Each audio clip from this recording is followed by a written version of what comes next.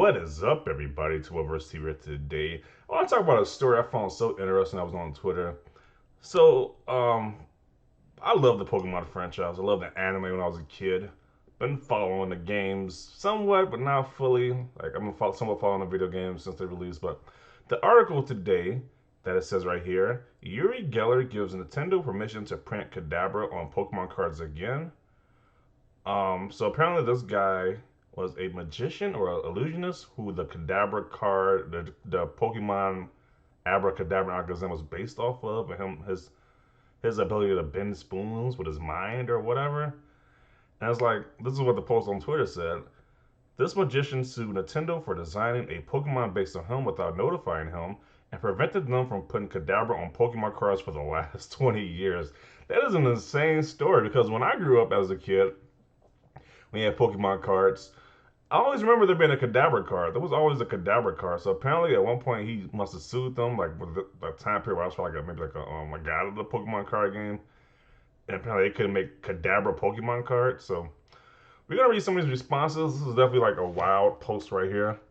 Um, so this person wrote, yes, that means the big boy can finally be played again. Can only learn 4 moves. Has IQ of 5,000, but can only learn 4 moves. That is pretty funny. Um, he's the smartest Pokemon. We can't learn any moves whatsoever. The big boy are probably less playable now than ever before. The card designers knew their way around this ban by skipping Kadabra and the evolution line through card abilities. Now Alakazam will be required to go through 2 evolutions like the rest of Stage 2 Pokemon cards. So apparently, like this has an ability of search your deck for Alakazam and put it onto Abra. This counts as evolvement Abra. Shuffle your deck afterward. So apparently in the card game, this Abra just went straight to Alakazam and skipped Kadabra because of the whole lawsuit. Definitely interesting fact. I guess only people who played the Pokemon card game would know that. Like I said, when I was playing a card game before, when I was a child, they had a Kadabra card, so this is new to me. Like I said, I haven't played Pokemon games since I was probably like around like 10 to like 12 at most. Yeah, so that was a long, long time ago. Um, does that make this rare? Anyone with a bit of knowledge able to shed some light? What is this? Yeah, this is the one. This is the one when I was a kid. This is the Kadabra I saw when I was a kid playing a card game. So yeah, it evolves from Abra. So apparently, like after this time period, there must have been a time period in between where the guys must have sued Nintendo and said, "Hey, y'all copying my likeness." And it's like I didn't know somebody can even do that. Just because a cartoon copies your likeness, but not exactly. It's like they exactly made like a exact copy of this person is and was influenced by this guy. I didn't know they can sue. That's kind of interesting. He can sue the Nintendo for that. So magician, all he could do is bend spoons, and he couldn't even do that right. Guys, a joke over here in the UK. So apparently, this magician is a big guy in the UK. I never heard of him before, but I know of the whole bending the spoon thing. So I know magicians do that. It was like a thing. I know the Pokemon did that. So all along was related to that guy. So let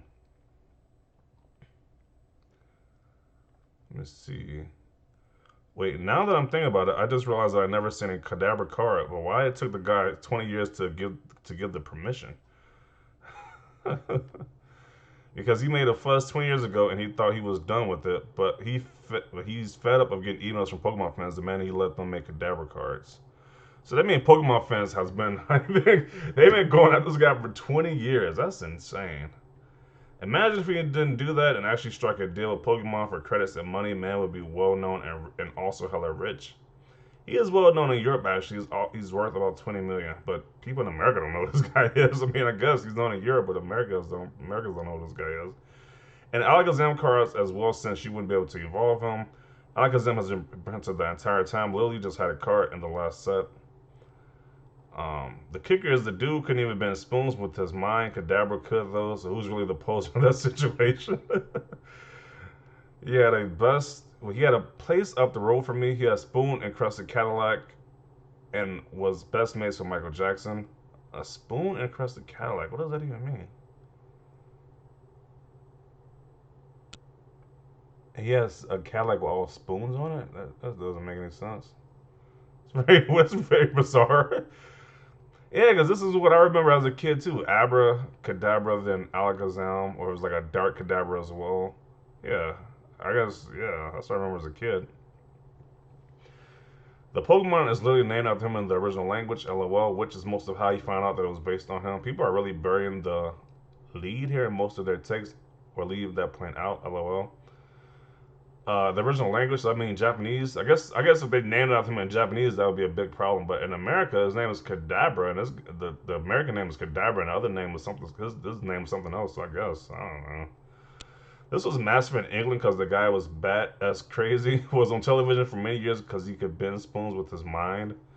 If you're a grown man, you think somebody could bend spoons with your mind. That's kind of like what are we doing here?